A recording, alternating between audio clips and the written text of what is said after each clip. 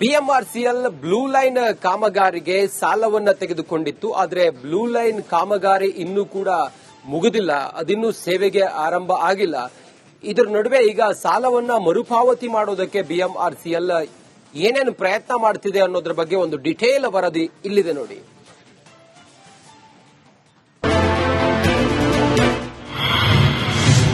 ಖಾಸಗಿ ಜೊತೆ ಬಿಎಂಆರ್ಸಿಎಲ್ ಒಪ್ಪಂದ, ಮೆಟ್ರೋ ನಿಲ್ದಾಣಗಳಿಗೆ ಕಂಪನಿಯ ಹೆಸರು. ಬ್ಲೂ ಲೈನ್ಗಾಗಿ ಸಾಲ ಮಾಡಿ ಬಿಎಂಆರ್ಸಿಎಲ್ ಸಂಕಷ್ಟಕ್ಕೆ ಸಿಲುಕಿದ ಬಗ್ಗೆ ರಿಪಬ್ಲಿಕ್ ಕನ್ನಡ ಸುದ್ದಿ ಪ್ರಸಾರ ಮಾಡಿತ್ತು. ಬಿಎಂಆರ್ಸಿಎಲ್ ತಮ್ಮ ಸಾಲದ ಹೊರೆಯನ್ನ ಜನಸಾಮಾನ್ಯರ ಮೇಲೆ ಹಾಕದಂತೆ ರಿಪಬ್ಲಿಕ್ ಕನ್ನಡ ಅಭಿಯಾನ ಕೂಡ ಮಾಡಿತ್ತು. ಸಾಲದ ಶೂಲದಿಂದ ಹೊರಬರಲು ನಮ್ಮ ಮೆಟ್ರೋ ಖಾಸಗಿ ಕಂಪನಿಗಳ ಮೊರೆ ಹೋಗಿದೆ. ಪ್ರಯಾಣಿಕರಿಗೆ ದರ ಏರಿಕೆ ಬರೆ ಹಾಕದಂತೆ ಆದಾಯ ಕ್ರೋಢೀಕರಣಕ್ಕೆ ಮುಂದಾಗಿದೆ.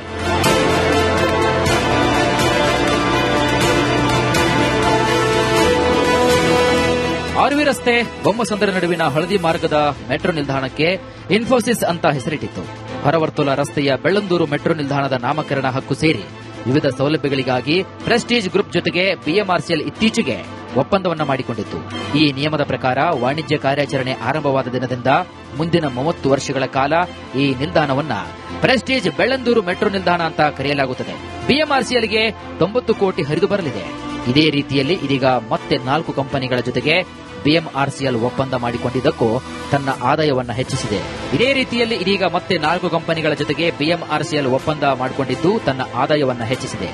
ಇವಾಗ ನಿಮ್ಗೆಲ್ಲ ಗೊತ್ತಿದೆ, ಎಲ್ಲರಿಗೂ ಗೊತ್ತಿರಾಗಿದೆ. ಇವಾಗ ಪ್ರೈವೇಟ್ ಕಂಪನೀಸ್ ಅವ್ರವ್ರು ಬಂದು ನೇಮ್ ಸ್ಟೇಷನ್ಸ್ ಮಾಡ್ಕೋಬಹುದು, ಇಲ್ಲ ಅಡ್ವರ್ಟೈಸ್ಮೆಂಟ್ ರೈಟ್ಸ್ ತಗೋಬಹುದು, ಇಲ್ಲ ಡೈರೆಕ್ಟ್ ಆಗಿ ಅವರ ಅವ್ರ ಏರಿಯಾಗೆ ಡೈರೆಕ್ಟ್ ಆಗಿ ವಾಕ್ವೇ ಕೂಡ ಮಾಡ್ಕೋಬಹುದು. ಎಲ್ಲದಕ್ಕೂ ಒಂದಷ್ಟು ರೇಟ್ಗಳಿದಾವೆ. ತಾವು ಹೆಸರು ತಗೋಬೇಕಾದ್ರೆ 65 ಕೋಟಿ ಇದೆ. ತಾವು ಅಡ್ವರ್ಟೈಸ್ಮೆಂಟ್ ರೇಟ್ಸ್ ಬೇಕು ಅಂದ್ರೆ ಮತ್ತಷ್ಟು ಅದಕ್ಕೆ ದುಡ್ಡು ಕೊಡಬೇಕಾಗುತ್ತೆ. ತಾವು ಡೈರೆಕ್ಟ್ ಕನೆಕ್ಷನ್ಸ್ ಬೇಕು ನಮ್ಮ ಕ್ಯಾಂಪಸ್ಗೆ ಅಂತ ಹೇಳಿದ್ರೆ ಮೆಟ್ರೋ ಸ್ಟೇಷನ್ ಇದೆ, ಅದಕ್ಕೂ ಕೂಡ ದುಡ್ಡಿದೆ.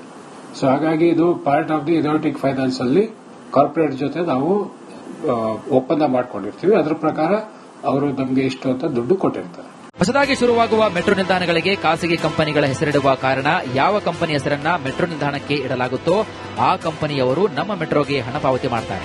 ಒಟ್ಟು 4 ಕಂಪನಿಗಳಿಂದ 490 ಕೋಟಿ ಆದಾಯ ಬರುತ್ತದೆ ಎಂದು ಅಂದಾಜು ಮಾಡಲಾಗಿದೆ. ಏನಿರಲಿ, ಬಿಎಂಆರ್ಸಿಎಲ್ ತನ್ನ ಸಾಲದ ಹೊರೆಯನ್ನ ಟಿಕೆಟ್ ದರ ಏರಿಕೆ ಮಾಡುವ ಮೂಲಕ ನಮ್ಮ ಮೇಲೆ ಹಾಕದಿದ್ರೆ ಸಾಕೆಂದು ಪ್ರಯಾಣಿಕರು ಅಂದುಕೊಳ್ತಿರುವಂತೂ ಸತ್ಯ.